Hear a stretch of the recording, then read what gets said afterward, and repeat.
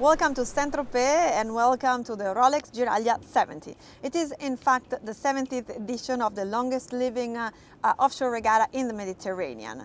It was since the beginning managed by Yacht Club Italiano and Yacht Club de France and supported this year by Yacht Club Sanremo and Société Nautique de Saint-Tropez.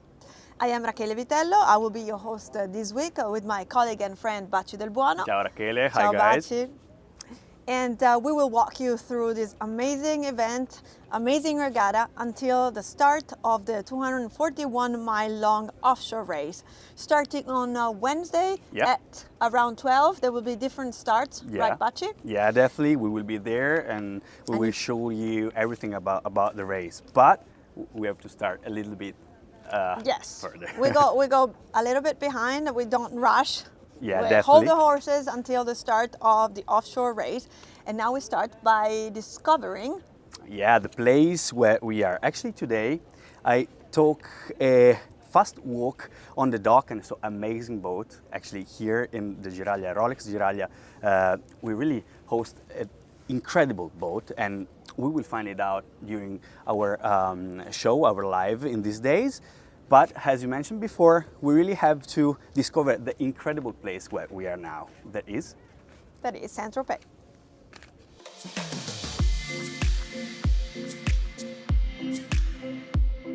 Bienvenue to the sunny shores of Saint-Tropez, an iconic destination located in the French Riviera. We will take you today to discover its charm, glamour, and natural beauty. At the very beginning, Saint-Tropez was a small fishing village. Then year by year, it became what we all know today, the best playground for glamour, rich and famous. Saint-Tropez is synonymous with stunning beaches that attract sun-seeking tourists from all over the world.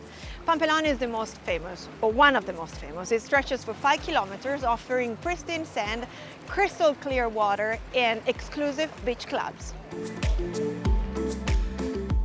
When sun sets here in Saint-Tropez, the city comes really alive with bar, restaurant and clubs that are some of the world's best party destination ever. Saint-Tropez is heaven for food lovers, from charming little cafes to Michelin star restaurants. If you pass by here, you can't miss to savor two of the specialties, the fish stew called bouillabaisse and of course, la tarte tropézienne.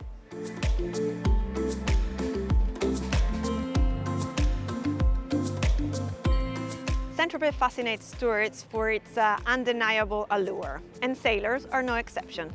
Since 1998, it's been chosen as a departure port for the Giraglia Rolex Cup, when the Swiss watch brand decided to add inshore races to the traditional offshore regatta. Exactement, mais c'est un honneur parce que bon, l'histoire de la Giraglia, ça a démarré il y a 70 ans, mais c'était surtout pour rapprocher deux clubs. Il y avait, au départ, c'était créé par le Yacht Club de France et le Yacht Club Italiano. C'était pour refaire un peu l'amitié entre l'Italie et la France après la guerre. Et depuis, c'est fabuleux parce que depuis, cette course perdure et il y a toujours autant de monde, même de plus en plus de monde. Bon, l'esprit, c'est vrai, qu'a changé. Au départ, c'était des bateaux plutôt croisières, une promenade qui faisait cette course. Maintenant, il y a beaucoup de professionnels, beaucoup de gros bateaux de course qui viennent un peu du monde entier. Et c'est pour ça que c'est absolument magnifique, parce qu'on a toutes les technologies, on va de certains bateaux un peu classiques aux bateaux ultra modernes. Nous, au niveau de la Société Nautique de Saint-Tropez, on a de très très gros événements. On commence avec une régate qui s'appelle Armen, qui est une régate, je dirais, locale, où il y a une 60aine de bateaux. Ensuite, nous avons la régate des dames, qui est une course avec des bateaux classiques qui font tous plus de 20 mètres et où il y a exclusivement des équipages féminins. Donc ça marche très très bien aussi parce que ça a de plus en plus d'ailleurs de succès. Cette année, nous avons eu la manche championnat du monde des TP52, donc très haut niveau comme course aussi, qui était pratiquement en même temps que la régate des dames. Donc on avait dans le port de Saint-Tropez des bateaux extrêmement modernes, très rapides, et des bateaux classiques. Donc c'était magnifique parce qu'on voit vraiment les contrastes des bateaux et l'ambiance qu'il y avait. Et ensuite, bien entendu, on a les CLGP, qui sont des bateaux qui sont, je dirais, des bateaux de préparation pour l'America's Cup, parce que ces bateaux-là vont très très vite, et puis c'est vraiment c'est de la Formule 1 des mers. Et le record du monde de vitesse a été battu ici l'année dernière à Saint-Tropez, à près de 100 km/h, 99,50 km/h, par l'équipe de France, justement. Et puis ensuite, nous avons les voiles de Saint-Tropez, où là c'est carrément international. On a 250 bateaux, des bateaux qui viennent du monde entier et qui mélangent bateaux classiques et bateaux modernes. Ça va des maxis, aussi bien tous les Wally ou des maxis qu'il y a ici. Et ensuite des bateaux classiques qui sont tous plus beaux les uns que les autres. Et tout le monde court en même temps, tout le monde fait la fête en même temps, et ça dure, cette année ça va durer 10 jours. Voilà. Donc on a un événement, c'est vrai que toute l'année, il y a des très très gros événements et Saint-Tropez le supporte, et nous sommes, je dirais au niveau du club, un apport très important sur le plan économique pour la ville de Saint-Tropez, parce que bien entendu, ça génère des hôtels, des restaurants, enfin bon, beaucoup de locations, et ça c'est très important pour Saint-Tropez. The very first edition in 1953 started off in Cannes, France, and ended in Sanremo, Italy. This year, the regatta will follow the most usual course, so starting in Saint-Tropez, like we mentioned, and finishing in Genova, right at the heart of Genova at the Yacht Club Italiano. Yes. But somehow, Sanremo has got something to do also with the 70th edition of this event, right, Bacci? That's right, because they started with the regatta not in these days, but a little bit before. They started from Sanremo to arrive here, and they decided to do actually a race. Yeah, a link regatta. A link regatta, like a warm-up race, as they say, or as we can say. And this is how, during the night, because they started in the midnight and they arrived here actually early in the morning, we're going to tell you how it has been, that regatta. Let's watch it together.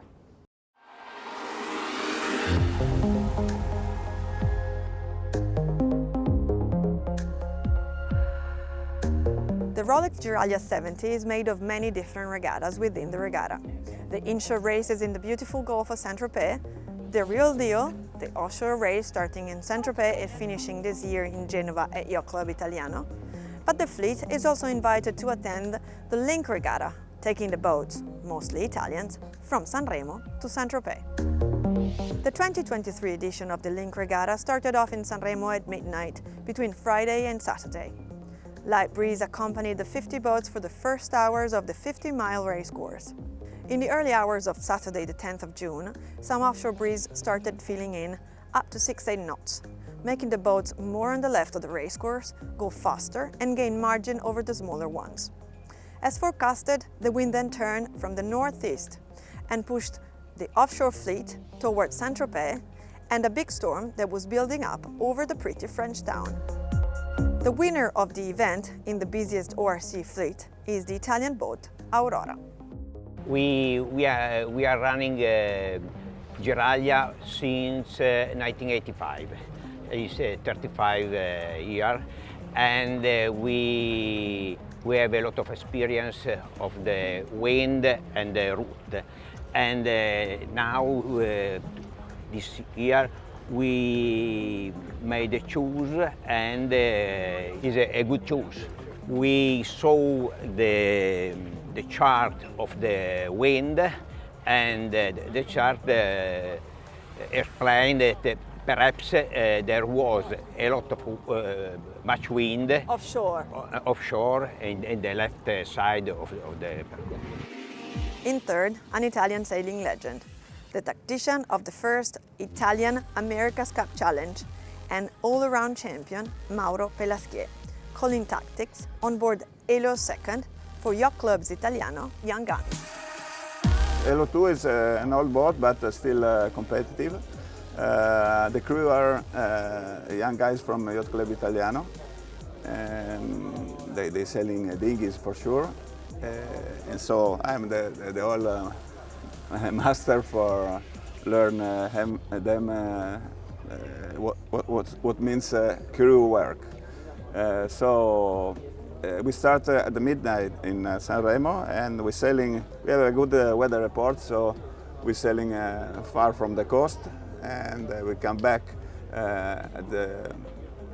early in the morning, and we find the right wind. And but we have a stop in close to Cannes, so at the end we lose the time we need to win by elapsed time. So anyway, we finished third overall, so we are happy for sure. We have some new crew on board, so today we prepared the crew for the long distance race of Giraglia, and but we need to be competitive also in the inshore races.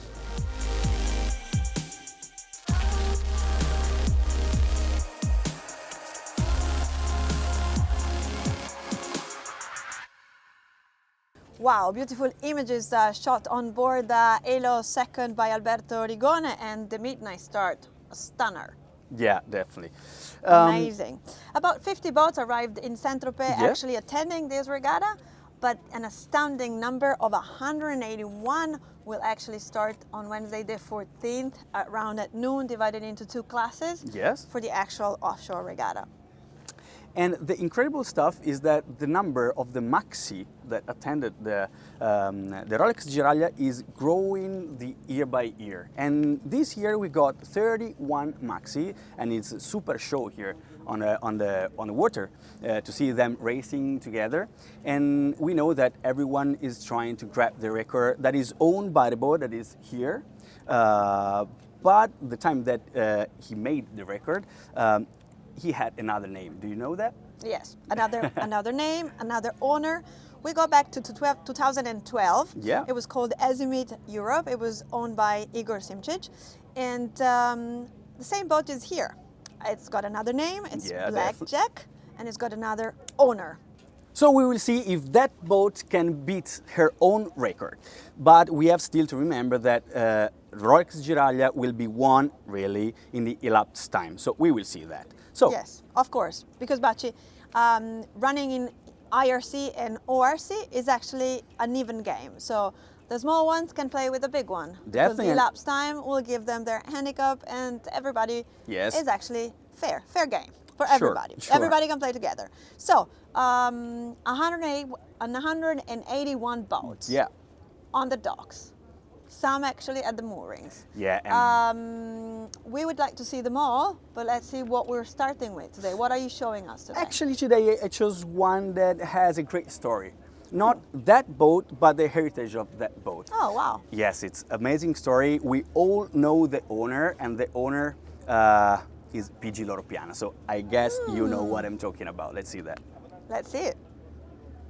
Today for the boat of the day, I decided to talk to you about this boat. I mean, my song. Of course, because of her heritage and her owner. Everyone knows the name of PG Loro Piana, even if you're not a sailor, of course. But if you sail, you know that he has owned one of the best boats ever, maybe all over the world. I mean, my song, not this one, because this one is the new one. But you know, the 130 footer was a huge boat. Yeah. It was a very good looking boat, probably one of the best ever. It was wonderful. So after that boat, the owner wanted to build a new boat, more racing orientated, I would say.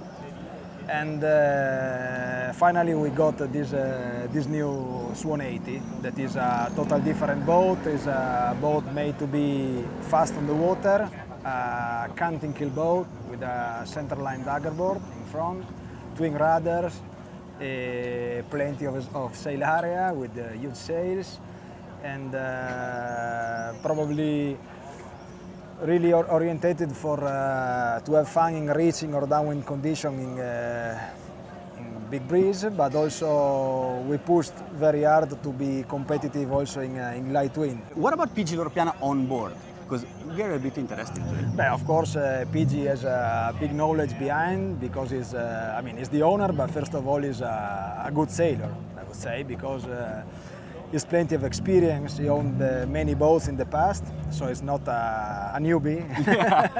On board, he's really experienced, so you can also trust his comments, his feelings regarding the boat, regarding trimming, regarding his opinions, regarding the setup and the development of the boat. For us, the goal here is to learn as much as possible, staying close with the other high-performance boat, to improve and try to sail better and better to arrive at the end of the season in a better condition. Thank you very much, sir. Thank you very much. What a beauty, Bacci. But That was let's lovely. see. It was lovely, huh? That was lovely. And I really want to say thank you to the guy on board, because they were working after docking in and they let us get inside and to see everything. So thank you very much. Yeah, thank you for your cooperation. Let's see how my song did today, because the first provisional results are getting in. Oops, not so good, my song. But let's see who is leading in that class. It's the former Mini Maxi Pepe Cannonball, followed by another Mini Maxi North Star. Pepe Cannonball is actually not a 72 footer anymore. After the winter refitting, is now actually more like 75 footer. And then in third place, we've got one of the two 100 footer Wally Galatea. Yeah. So the bigger the better today, it looks like. Yeah, definitely.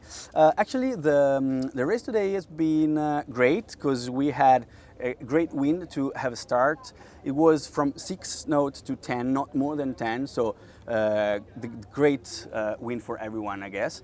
We had different starters for different sides of the boat. The first was before 12 o'clock. Yeah, it was 11:20 about. Yes.